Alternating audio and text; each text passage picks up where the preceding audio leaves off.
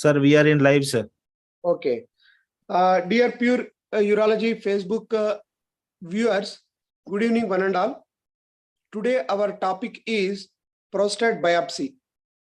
As you all know, even we in our early periods of training, somewhere around 25 years back, prostate biopsy was done finger guided. Now science has advanced so much. Previously, the monoplanar, biplanar was there. Now triplanar biopsies are there. Biopsy of the prostate has done so much research in Western countries that they are focusing on targeting the biopsy specimen properly so that it does not come negative and patient need not undergo repeated biopsy. This is a big subject. People have suggested a sextant biopsy, extended biopsy, saturation biopsy, and various other means of MRI utilization and along with MRI fusion biopsy, all these are there. Now today our topic is whether if you have done MP MRI, something like that, whether we have to do a systematic biopsy or focused on suspicious lesion, more focused. For this, our speaker today is Dr. Shafiul Alam. So he is from Bangladesh. He's a uro-oncologist and he did fellowship in uro-oncology in India. He is associate professor in the Department of Urology of Combined Military Hospital, Dhaka. He has been posted in Cancer and Urology Center, CMH, Dhaka, to work as surgical oncologist. He has been more than 400 TRUS biopsies, 35 kidney surgeries, 32 radical prostatectomy, 3 RPLND, and 20 radical cystectomies, and many penectomies and upper tract urothelial cancer. Purely uro-oncologist. It is last time also we thought that in countries like developing countries like India, Bangladesh, Nepal, uro-oncology is becoming a subject. We are fortunate that from our countries, speaker is there to talk on the biopsy. He is lifetime member of BCPS, BOUS, SOPS, Bangladesh, SLEBs, and AUA. He also receiving training in RGCA Delhi, WIA Chennai, India. He is undergoing 4 original clinical trials. He has written 2 books. That's amazing. Good clinical background. With this, we will hand over the program. Dear Shafiul, hello. Thank you very much for accepting this invitation. Thank you very much, Buddy sir, for inviting me for your Pure Urology group. Thank you very much. Thank you. So you can take over. There is no restricted time, 30 to 45 minutes usually we conduct. It is a program which will be there on YouTube forever. So please enlighten this subject with your knowledge. Thank you. Thank you very much, sir. It is immense pleasure to say a few words regarding the Pure. Pure has actually made an innovation in the time of COVID to reach the teaching methodology to everybody in this world, and people, those who are very much interested on these topics or to say their own works or the works in an innovation, they are coming forward to work with the Professor Bhatti sir. And many of the people in the COVID period, they have get a new dimensions, they have get a new paradigm actually to forward the teaching methodology as well as the new innovation to reach of the hand of the furthest person, those who are not present in person. So this give us a immense pleasure to talk in their own innovative and own work. So I am only also the part of that. So after talking that, my slide is seen. You have to share. Okay. Share the screen. Okay. Yeah. So now already. Okay. Okay, sir. So the already Bhatti sir has told regarding the biopsy, regarding the prostate biopsy. It was a 1980 actually. Can you make the screen large? Presentation board, bottom down. Yeah. Okay. Is it okay? Yes. Very Thank good. you. Perfect. So the biopsy actually needed for any cancer detection from the body. It's starting from the surface lesion like the breast, thyroid, and it can be a deeper tissue like the kidney, prostate in the area where we can get the biopsy tissue for diagnosis. But why the prostate top biopsy is so much in this issue from the insertion of the biopsy of the prostate. Prostate is an organ which is situated in the lesser pelvis, in the neck of the bladder around the prostatic urethra. It is situated in front of the rectum in case of female, male, and in case of female in front of the vagina, and just behind the symphysis pubis of the both sex. To reach on this area, prostate it reach in this area is a bit clear when you go to the natural route, the rectum. So it is just a layer between the rectum and a fascial layer, then we'll get the prostate from the behind. But in the perineum, if we talk about the perineum, actually we also reach the perineum because there is a perineal muscles and both sides the fascias, then you can reach the prostate. So these are the route to reach the prostate closer. Other than this, if we think about the anterior lower abdomen above the symphysis pubis, it is also reached by the prostate, but as it is deep seated behind the symphysis pubis, the size of the symphysis pubis is not equally diameter to all people, so it is difficult to reach on the symphysis pubis area. So we only get the two paths, the perineum and rectum, to reach the prostate very nicely. So what is the systematic biopsy? So we follow the system. It can be, we make the prostate half right and left, and then we make 3 core from the right, 3 core from the sextant biopsy. We can make the prostate in right half, make an imaginary line, 12 core, 6 core from right, 6 core from the 12 core. So these are the core systematic biopsy. And then comes with the number of cores, and there is the terminology was changed. 20 cores saturation biopsy, 50 cores, so 100 cores. So actually, why the number of core is important to get the tissue diagnosis? So days has come with the innovation of the radiology and physics. So the prostate is a gland of 25 gram, and its inner anatomy and the details anatomy actually reveal the different zones. The prostate cancer is not equally happens on all the zones. So before I going to talk, I have nothing conflict of interest, and my teachers and mentors, they are to be acknowledged before going of any talk. So this is the place from Skyview where I am working at present. It has a multidisciplinary hospital of around 1,650 bedded with a cancer exclusive cancer center on the right side of the picture, which is white background in color. All the facilities of the radiation, medical, palliative, and all the facilities over there. We have the facilities of the doing the prostate radiation in a latest way. So if we see the global scenario of the prostate cancer, in the green mark in the across the Atlantic and North and South Americas, the prevalence was much in the Japan and Australia also. So if we thought about the our Indo area, this incidence was not too much, but in our clinical practice, we find a much not lesser than this area.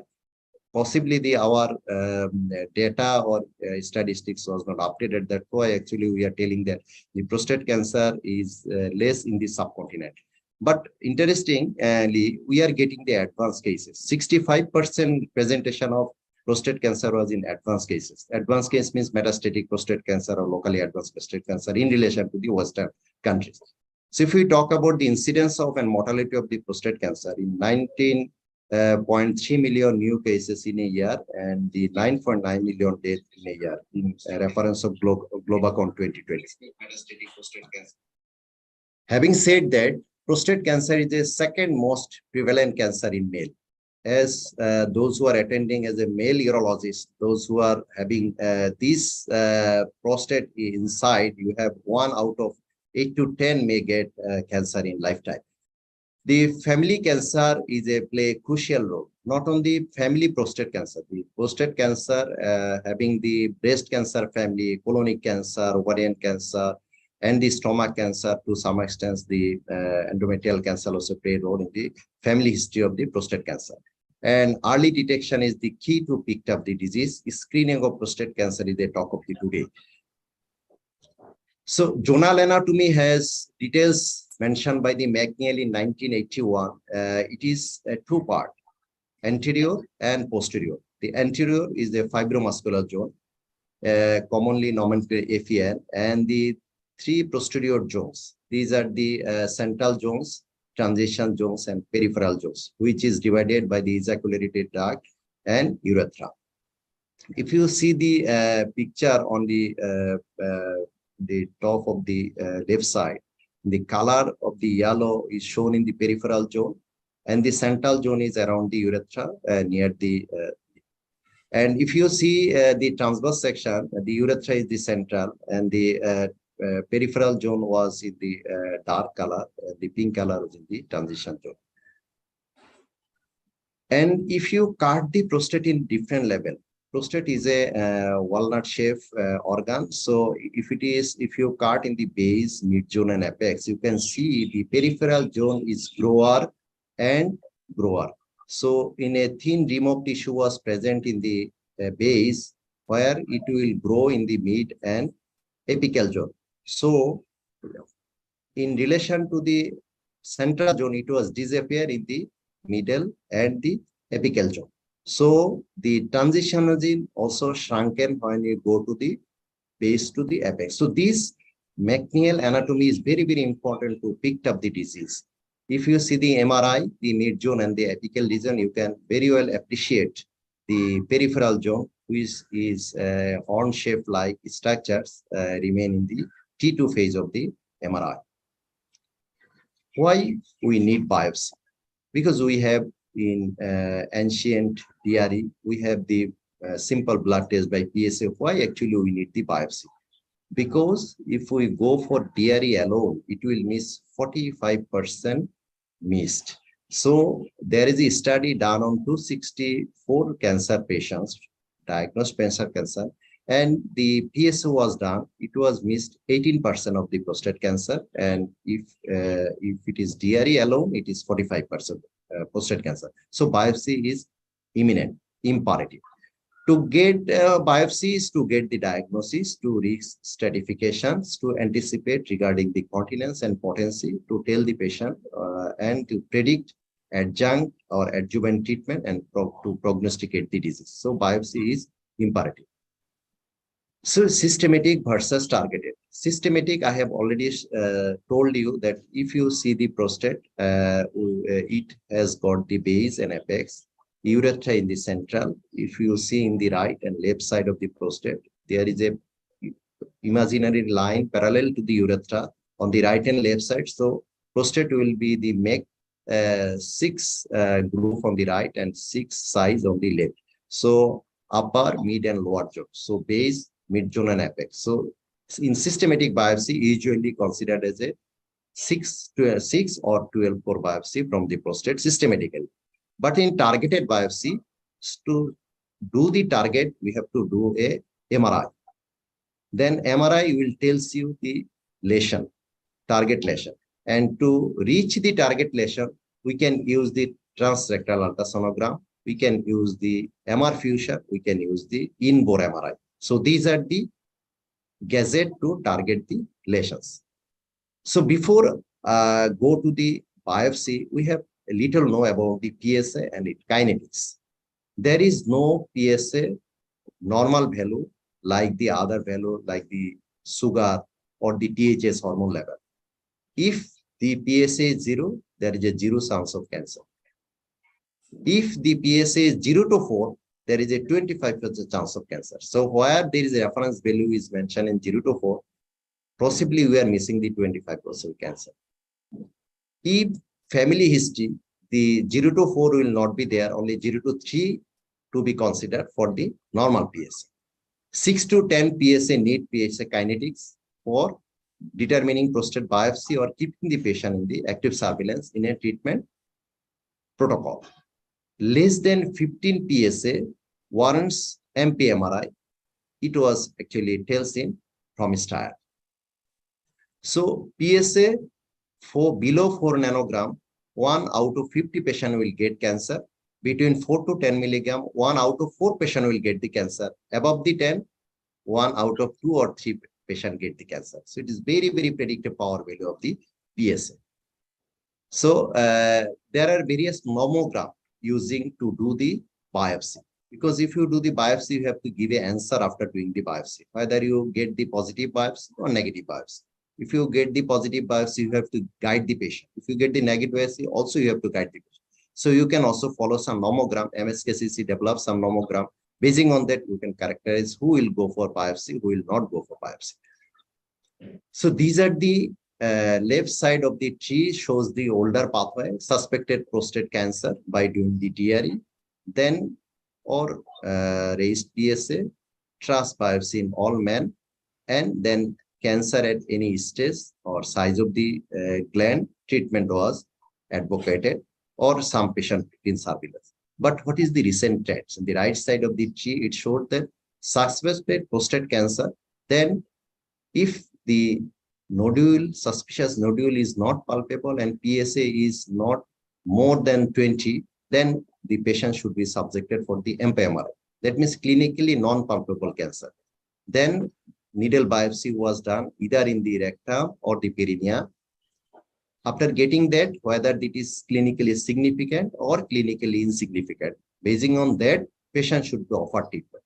Earlier, it is a peculiar disease where the clinical significant and clinical insignificant cancers to be detected. But in anywhere in the body, like the cancer in the lung, if you get the one cell is cancerous, we will treat the patient by the alveolar levels.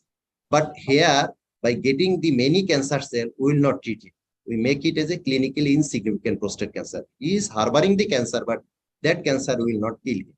So in PROMISE trial, the algorithm is, in the first visit, they do the registration by raising PSA or DRE suspicious, then do for MPMRI, do the biopsy, and take the patient in the follow-up. So if we talk about the multi-parametric MRI and biparametric MRI, why that things has come up?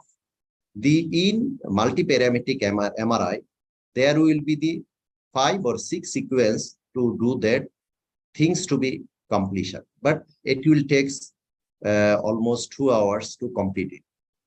So the information regarding the MPMRI or biparametric MRI to yield clinically significant prostate cancer based on the reading of the pirates to avoid unnecessary biopsy. Cost is a concern in West for MRI, and new version 2 is also a concern. So what do we see? If we get the one, need not to go for biopsy in period score. If we go 2 or 3, the further management to be given to the patient, and this will actually lead the patient for laboratory, clinical, local preference, etc. But if you get the periods 4 or 5, we subject the patient for the biopsy. So these are the sequence of the multiparametric biopsy, and these are the sequence of the biparametric MPMRI. So what is, as I have told, that in the prostate, there is a peculiar terminology of significant and insignificant prostate cancer after getting the needle biopsy. But in other, any other of the cancer in the body, even the genitourinary cancer, we will not thought of even you have the cancer, we will leave the patient. We will not treat the patient, we will just follow up the patient. But in insignificant prostate cancer, when we criterize the Epstein criteria based on the PSA, that means PSA is less than 10, PSA density, and clinically T1C, that means only needle biopsy prove the cancer. There is only raise of the PSA less than 10, and biopsy will tell us about 3+3, grade group 1, that means less than 2 core less than 40% is involved. So these group of patient actually considered as an insignificant prostate cancer. He is harboring the cancer, he did not get any treatment, he will be put on the monitoring only. But if the patient have the more than 10 PSA density is more than 0.15, and clinically T2 tumor and grade group 2, theirs are very, very aggressive cancer, they have to treat very aggressive. And they should not wait for the treatment. They should get the treatment. So these 2 things kept in mind for urological cancer treatment in case of prostate. So there is a biopsy route, biopsy gazettes, biopsy instrument. The TRUS biopsy usually done by the transrectal ultrasound. the TP biopsy, transperineal biopsy, that also done by the transperineal ultrasound, also the other method of getting the biopsy in bore or the, and evolution phase is the AI biopsy, artificial intelligence, to get the biopsy. So gold standard is considered as a transrectal biopsy. Still, it is gold standard. And if you see the base, mid zone, and apex to get the biopsy specimen, so we have to actually target the peripheral zone, because the peripheral zone is the mostly 75% case cancer is involved by the peripheral zone. Next is the transition zone is 20%, and the rest of the 5% is the central zone. So we have to target the peripheral zone in the way so that we can get the maximum pore length from the periphery. So the transperineal biopsy, it is a state-of-the-art technique. So by defining the MP-MRI forecast, and we can go to the fusion biopsy in the form of transperineal biopsy. The why target actually?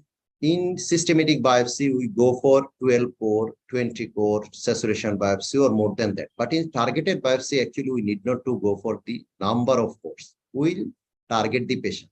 If we don't target the patient, there will be error, random error, systematic error.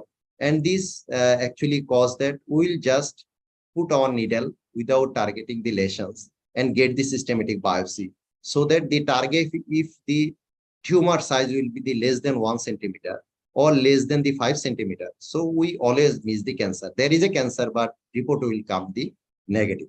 So this error, avoid this error, actually, the considered the targeted biopsy, hit to the lesions, and core to be attained only 3 to 5 from the lesions. Do not pick all the areas of the prostate.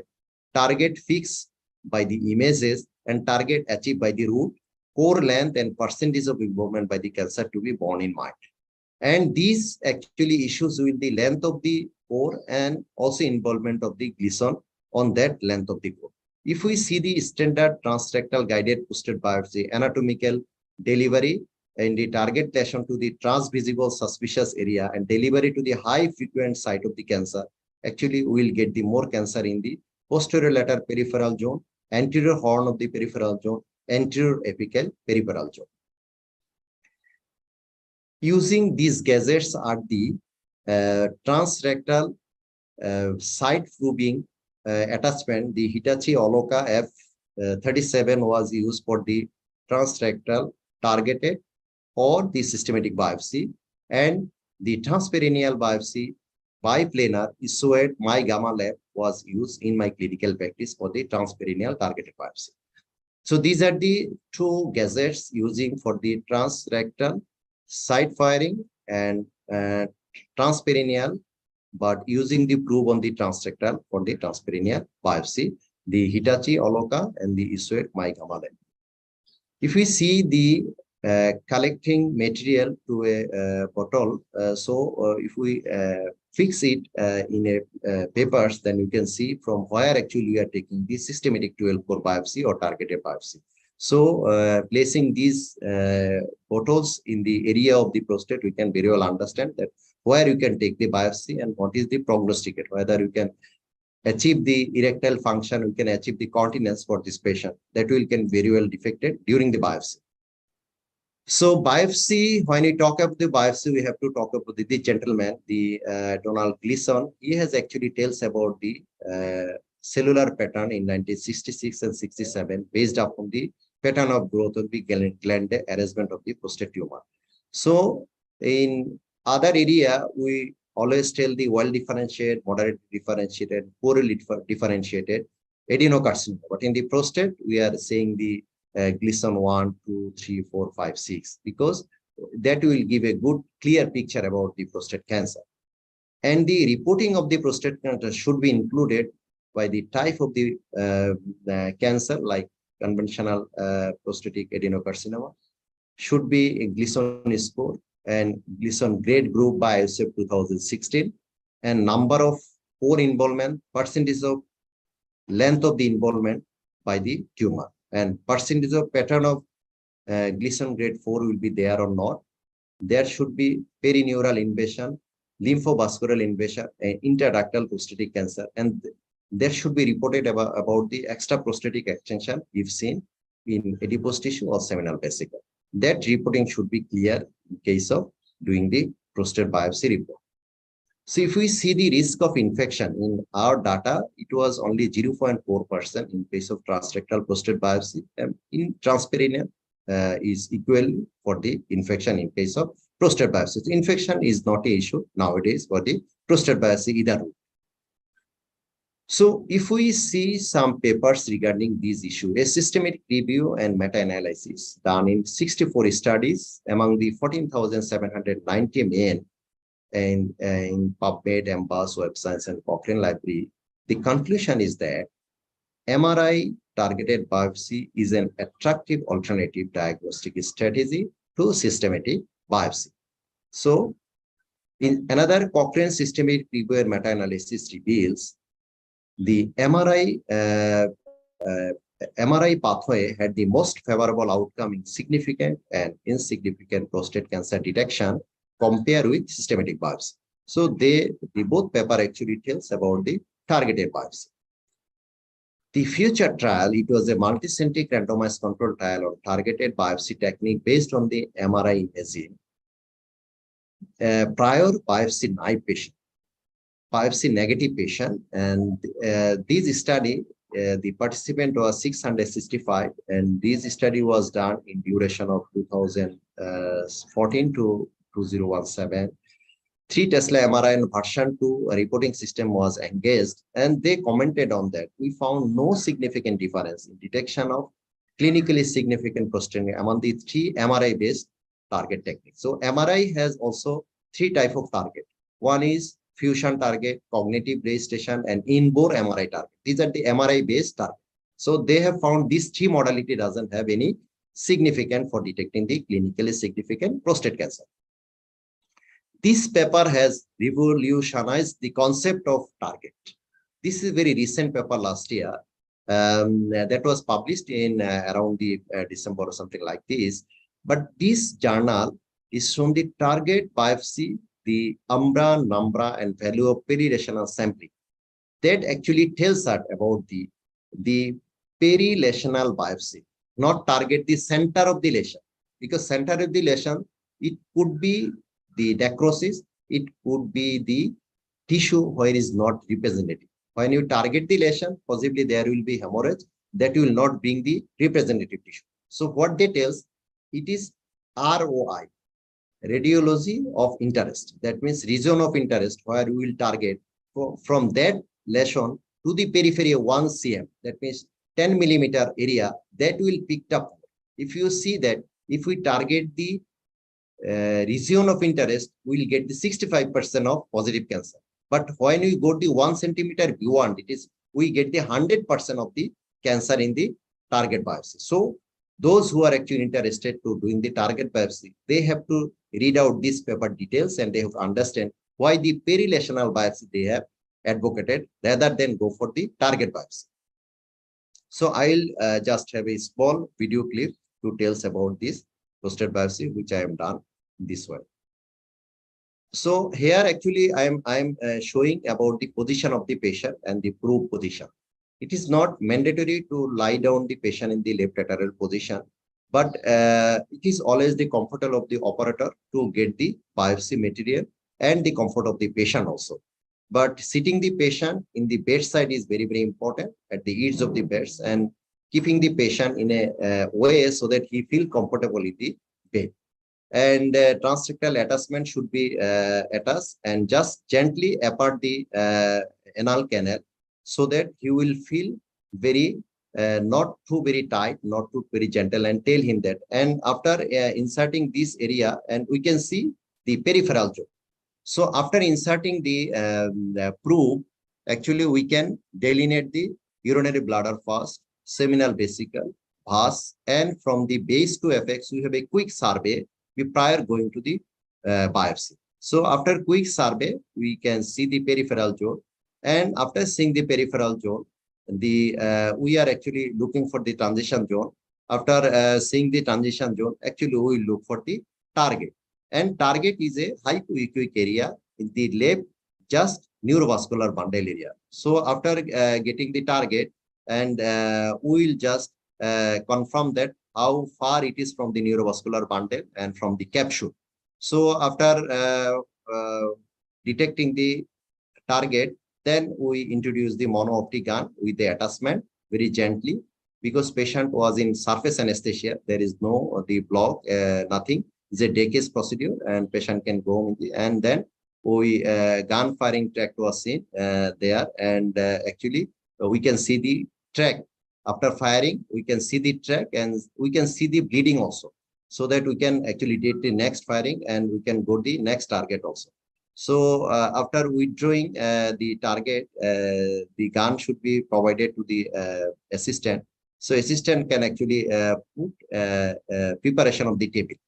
The preparation of the table is also important to have a good, comfortable biopsy and quick biopsy, so that you will have a 12 for the systematic biopsy, 12 piece of papers, so that you put 4 core length in the piece of paper, so it will not broken down. If it is broken down, histopathologist cannot tell about what is the length of your core and how much percentage of core will be involved by the cancer.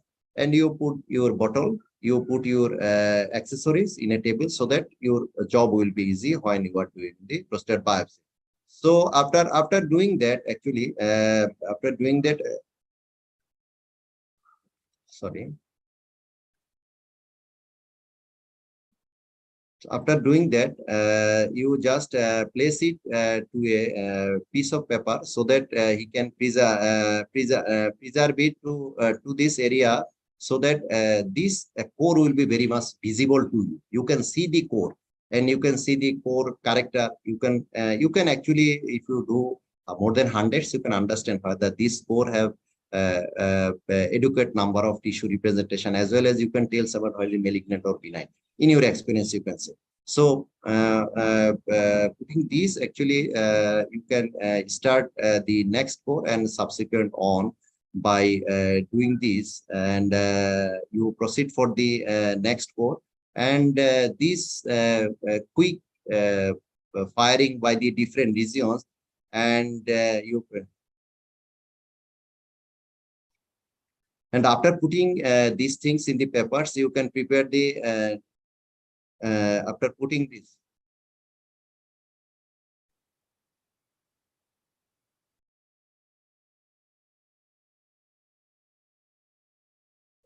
And you display all those things in a requisition. Requisition papers is very, very important, because in requisition, you can actually send many information, PSA, DRE finding, MPMR, everything. So the histopathologist can see. So my talk is, I am going to end my talk. We are doing a collaborative research panel and prostate biopsy practice in Bangladesh. And the study objectives are indication, pre-biopsy evaluation, antibiotic policy, practice trends, and complications. And the central database to be kept, analysis by the expert, practice guideline will follow. And those who are enrolled and those who are doing the 30 cases minimum in a year, they should be enrolled, and our duration of study was 1 year. So this is the night at Dhaka. Very beautiful. I think you have enjoyed and you have come in the last BousCon. So what is the takeaway message? Takeaway message: the biopsy is the key to diagnosis. Cancer detection is fair in systematic and targeted biopsy. Route is determined by the location of the target lesion. MRI is the key in determining the lesion. Thank you, merci beaucoup, for listening this talk. Thank you. Can you, Naresh, can you stop the sharing the screen? Thank you very much. A very crisp presentation. Very well presented. Now, I want to ask brief questions. Before that, Dr. Siddhalinga Swami? Yes, sir. Yeah, you wanted to ask any questions, please? Yes, sir. Yes, sir. So now the uptake of MPMRI and PSMA PET scan have been seen in a very upward trend. People are getting it even before the biopsy also. So PSMA PET before targeted biopsy, So how much do you think it will be helpful for them? Very nice question. It was talked among the uro-oncologist as well as the radiologist also, but still it was not put in the guideline. Pre-biopsy PSMA PET was not put in the guideline. It only confined to the metastatic workup and the theranostics. These two way we are called the theranostic, therapeutic and diagnostics, but it's still not coming up in a metabolic the workup prior to the biopsy. So do you think in future probably it will be the first line of investigation? We are thinking. It is evolving. Yes, sir, right. So if the targeted biopsy, how many pieces we have to take? Is there any specific guidelines regarding that? Yeah. There is a guideline. So 3 to 5.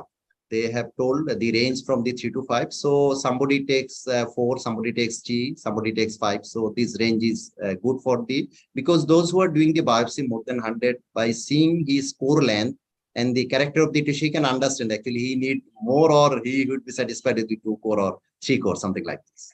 Right. Yeah. Any difference between the targeted and the systemic biopsy what's pertaining to the complications, or over the studies it's the same? Over the statistics is same, but as you are doing the systematic biopsy, if this gland will be more than 50 grams, there is a chance of acute retention, because after doing the biopsy, there will be hemorrhage. Temporarily, there will be enlargement of the prostate, pressing the urethra, so there put the catheter.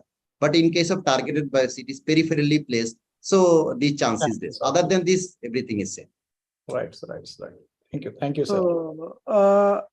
I have few questions, if you permit. Please, sir. MP MRI, generally, it is read by radiologist as well as urologist. Right, sir. Radiologist, it is a little subjective unless somebody is very experienced and if you are referring to the same person. So when you are doing targeted biopsy in MP MRI, do you think that over a period of after doing 100 cases, can urologist identify which region is suspicious? For example, do you identify yourself carefully reading the MRI films? Hey, definitely, sir, because and T2 film is very much conspicuous. When you go for the in MRI sequence, you know T1, T2, DWI, spectroscopy, and contrast enhancement, DC. So if you see the two film, T2 and DC, in T2 there is a hypoechoic lesion in the peripheral zone. Peripheral zone normally in T2 there will be in little less dark, but when you see this lesion was little dark over a shaded region. And in dynamic contrast enhancement, you will see the light up from the lesion. So these two film, if you just compare and contrast, you will get after seeing the 5 or 10 film. It's very easy, sir. Very easy. Very good. Second question. Normally, we use BK ultrasound where we have triplanar in the same. Only thing is the entry of the biopsy needle is 2 different holes will be there. You have shown the new one actually, the ultrasound which you have told, can it take peripheral zone in sagittal instead of axial? Definitely. When we are using the biplanar, then that will give the 2 plane. That means coronal and sagittal. So we go to the furthest peripheral zone when you are using the sagittal field. So it is always easy. When you just rotate your probe, it will go the furthest area of the rectum, so that you can actually appreciate the furthest area of the prostate also. That means what is this ultrasound actually? Which ultrasound? The isoid, the isoid my gamma lab. Isoid. Right. Have you ever experienced with BK? Yeah. When I was in India using the BK actually. What is the difference between these two? BK actually give the clear picture. You need not to go for MP-MRI to some extent. If you have a good expert on the transrectal sonography, you can actually have an idea with the elastography along with the BK.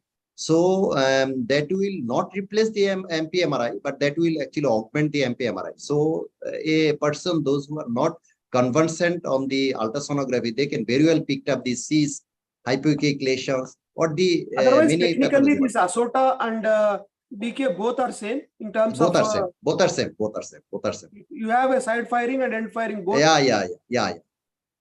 Oh, do you know roughly how much cost it will cost? I have to check it. You have to check. Okay, that is good because I have not heard of. I have BK ultrasound. I am enjoying that luxury. No, you need not to shift it because it was definitely very much Very much friendly, useful. user friendly for them. For us. And in case of urinary tract, one question asked from the audience by Dr. Chandramohan Kodala. UTI, this is a standard question, but for the audience purpose, UTI and raised PSA, how many days antibiotic and repeat PSA and then go for it? Do you think that any prostatitis or any prostatic infection will give a little bit of confusion between the lesion and the prostatic infection? Very interesting issue. This is not a routine question. I should say it should be emphasized for the urologists, those who are practicing in this area, Indian subcontinent, because in our area, people having the obstructive symptom, but they are not actually, they are not going to the doctor for that obstructive symptom. And sometimes we got the PSA 25, 30, 40 even. And we are little much worried without having the urinary symptom. Yes, PSA is something like this. But recommendation is that if you have the PSA more than 10, even if it is more than 4 even, you do the DRE and actually you go for the biopsy for this patient, locating the lesions. But in some cases, we find that if there is a no documented UTI, you should not give an antibiotic. You just go for the patient as per the guideline, whether you go for MP-MRI or upfront, you can go for the biopsy if it is filled by the DRE. But if there is a documented infection, you treat the infection. We got many patients having the prostatitis, which was not very overt prostatitis, occult prostatitis, that will raise the PSA. In that cases, it is a shared decision by the patient and the physician, so that you can wait for 2 to 3 weeks. We can go for the PSA, or you can do the PSA in the other laboratory also. Sometimes the laboratory can also do false, and they can give a report. If you just follow it up after a week or the day 10, you can get that the PSA downtrending. In that cases, you can wait for, you can abort the biopsy in such cases. So in this subcontinent, actually for doing the biopsy is very cautious. Having the raised PSA, we should not actually treat them across the Atlantic, right? That's a good. My last couple of questions. In India and in any part of the world, for the enlarged prostate, we use if the PSA is normal, we use dutasteride or finasteride, and while using that, if the PSA raises, especially in large glands, more than 120 grams, more than 130 grams glands, if PSA is somewhere between 4 to 10 and PSA density is not that high, taking biopsy is very difficult. Right. And really difficult. I Yeah. have seen the gun doesn't reach and so big. I feel Exactly. 36-40 biopsies should be taken to do justice to the patient. Exactly. Do you think in those cases the targeted biopsy is very useful? What do you say? This is a Targeted biopsy is not useful actually in a very large gland. In this scenario, actually, we have to concentrate on the PSA kinetics. PSA kinetics means that when you are actually talking about the PSA density, PSA doubling time, and the PSA velocity, these 3 parameters, then you can actually avoid the biopsy in that cases. Okay. Last question. Post biopsy, what is the percentage of infection in your cases, and what antibiotics pre and post biopsy, how many days? This is the last question. Thank you very much. That is very crispy question, and this is the beauty of my prostate biopsy. Actually, I give 5 days courses of antibiotic of second generation cefuroxime, and I give a loading dose of amikacin 1 gram if creatinine is normal, and the procedure just 5 minutes prior procedure. Okay. And I do the rectal wash by the povidone iodine. So these 3 things, actually my cancer detection rate was 57% and my infection rate is 0.4%. Very good. Very nice. You don't use Metrogyl? No, never. It's not really needed. I have done so far 530. I have given you older data, 400, 530, and my infection yesterday I count down, it has come down 0.35. Very good. Great. Highly appreciated. What is this betadine wash into the rectum? Yes, betadine wash. I do 2 gauze soaked with the betadine, and 1 clean and then another, one after another. Only 2 gauze betadine. You put it to the rectum and clean? Yes, manually. With large piece, you put it to the rectum and just swipe it over the prostate. Exactly. No, not outside, inside the rectum. Inside. What I mean exactly. To inside. Exactly. Is it? That will avoid your metronidazole fear. Oh, this is the first time I am hearing. Very nice. and another thing, I have to give information. I am not putting any neurovascular block. Initial 50 cases, I do the periprostatic block. Even now I gain the surface anesthesia. I do the surface anesthesia. How I do it? I take a Tommy syringe. In that, I will take the 10 cc of the liquid Jasocaine and the jelly. On 20 cc, I put inside the anal canal and put a gauze in the anal orifice and wait for the 5 minutes. It will fantastic. It will absorb and it will not create any harm. Great. Yeah, I also do. I put a lot of jelly, wait for 5 minutes and then do. Except when you are doing the apex of the prostate with a deep angle, especially monoplanar, it will cause pain. Unless you pierce the anal skin below the dentate line, there should not be a pain. Except insertion will be painful. That's a different issue. Exactly. Great. So highly appreciated. A very crisp presentation. Even though it is as many as more than 150 audience have joined, I'm really happy. And I'm more happy that Bangladesh is developing like anything in all respects of urology, not only stone, uro-oncology. Recently, adrenal surgery was presented by one of your colleagues. Fantastic. Right. Highly appreciated. Keep up uro-oncology. Thank you, sir. Thank you very much. Thank you very much for inviting me. And I request you to bring those who are be well in the field of different level. You actually collaborate everybody in this world, across the world, and that will a great platform actually to learn and teach each other and share our knowledge and expertise to each other. Yes. Thank you very much, sir. Thank you. Thank you very much. Bye bye. Thank you. Bye, sir. Bye. Thank you, Swami. Thank you, sir. Thank you, sir.